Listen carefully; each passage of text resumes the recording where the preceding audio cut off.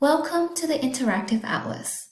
In this demonstration, we will cover features of the turnip graph as well as the use of radio buttons in selected graphs, using the Atlas landing page for diabetes complications as an example.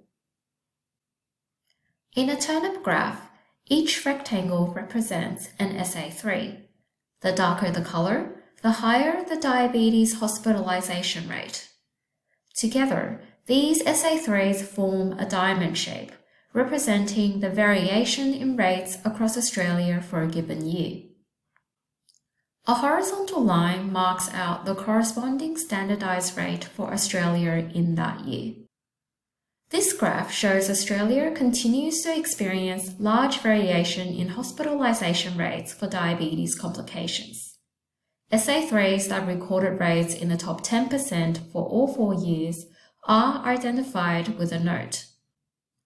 To follow how a particular SA3 or SA3s within the same jurisdiction changed over the years, use the drop-down boxes at the bottom of the graph.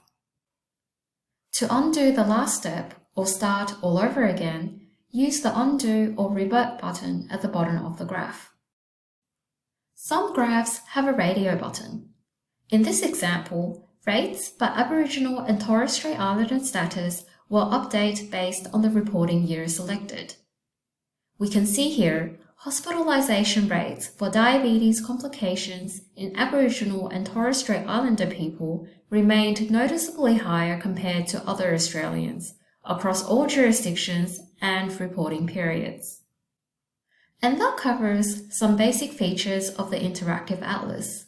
For more information on how to interpret the graphs, please refer to How to Interpret Our Data Visualizations starting on page 33 of the 4th Australian Atlas of Healthcare Variation.